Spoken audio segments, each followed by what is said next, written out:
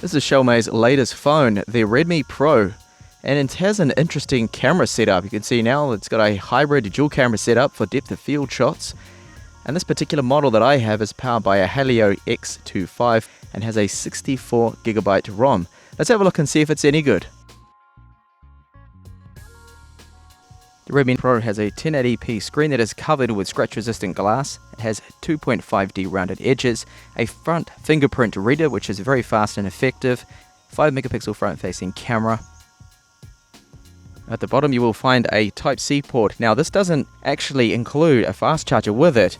Xiaomi has included only a standard charger which is 5V 2A, but if you do connect up a fast charger you can get fast charging out of it. There's also a microphone and loudspeakers located here. And on the right side, the power on, volume up and down buttons. They are made out of metal. On the top there is an IR blaster, 3.5mm headphone jack and secondary mic for video recording and noise cancellation. Left hand side is our hybrid SIM slot, so that will take a nano SIM and a micro SIM, dual SIM and a micro SD card.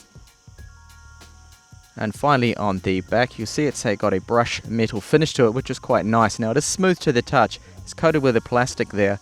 And we have a 13MP Samsung sensor with the secondary 5MP sensor used for depth of field shots. And there is a dual tone LED flash. The screen is a 1080p unit which outputs 521 nits of brightness, so it's very bright, but it is bright enough to be legible in very light conditions and direct sunlight. As you'll see here in direct sunlight. Phone feels solid in hand. And overall, I think the build quality is good. It's not up to the likes of premium devices that you'll find from Apple, Samsung and all the top manufacturers, but it isn't too bad for the price range. So my version here has 3GB of RAM and the Helio X25, which can clock up to 2.5GHz, and the GPU is a Mali T880, and it's running Android 6.0 with the MIUI 7.3 skin. Performance of the ROM is quick and snappy with its 10 cores. I've had no stutters or lag whatsoever. What I have noticed is a little bit of Chinese in the operating system. You can see along here in the top, and that is because I have the Chinese ROM. If you don't want the Chinese in it, you'll have to wait for the global ROM. The fingerprint reader works flawlessly, but you first must wake the device before you can unlock it, and I actually preferred the old location, being where the 5MP camera is now. So, sound quality. How does it sound? Well, I found the audio quality for voice calls is very good. The 3.5mm headphone jack as well has a good output. And I'll just test now how the speakers sound. The loudspeaker isn't too bad. It's reasonably loud. It's not the best I have heard. Definitely doesn't compete with the Zenfone 3 Ultra's dual speakers. Now, for those that want to see the benchmark scores, I'll quickly show you those. So here is a Geekbench 3. Not a bad score. And 2.2, it almost gets 100,000. 10 cores definitely helps there with the performance when it comes to benchmark scores. iStorm was maxed out. iStorm Extreme maxed out. And the Slingshot score. Finally, PCMark Work Performance score. These are all very good scores. And when I was down in town with some really good 4G signal, managed to get 46 megabits per second download and 23 upload. And here's what I mean about having a Chinese in the ROM. You can see there's lots of stuff here that was updating. It was even giving me how many gold medals the Chinese have won in the Olympics. And finally, battery life. I ran the PCMark battery life test with the display calibrated to 200 nits of brightness, and it got almost 9 hours. Not a bad score there, but a little bit less than the Redmi 3 Pro. And the screen on time was 7 hours and 28 minutes. GPS works great. On first launch, only takes a few seconds to get lock. And I haven't had any issues with it driving around and using it in town. So here's a quick look at the camera. So we have the standard camera functions, take a photo, video recording there.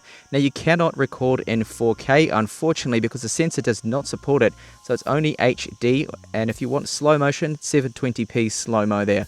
Now there's this new feature which uses the secondary 5MP camera to create these depth of field shots. So you can focus in on your subject right there, and then using this mode, you're able to select the amount of f-stop you want. So the background blur, you can see now that's blurring out.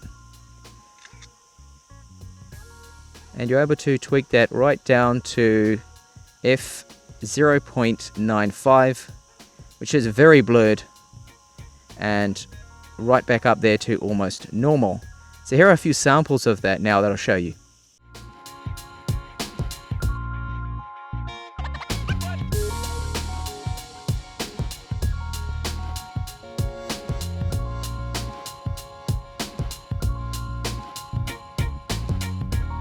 So this here is the front facing 5 megapixel camera.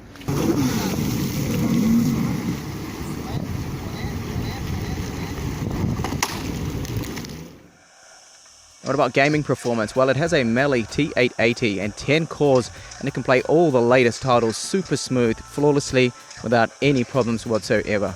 Sit just here now for 10 minutes with the game running, just to get an idea of just how warm it's going to get. And you'll see here, it's heating up. It's warm to the touch. That's not too bad, the screen. But I did notice that the rear metal housing does heat up quite a bit. At the moment, only around 34 degrees, but the hottest I have seen it get is 38 degrees. So to recap my findings here, I think this is quite a nice phone. It has a very bright, decent 5.5-inch 1080p screen. The performance is great. There's no lag. It plays all the latest games without any problems whatsoever. My only complaint really would be this dual camera setup. Do we really need it? I would have rather had a optical image stabilized 16 megapixel sensor there that could shoot 4K video. I think most people would probably agree with me on that one there. Sure, you get those nice blurred out backgrounds, but hey, that's really only good for maybe just directly uploading to social media. Besides that, the build is decent, battery life is good, and yeah, it's not too bad. If you're looking for something a little cheaper from Xiaomi, have a look at the Redmi Note 3 Pro.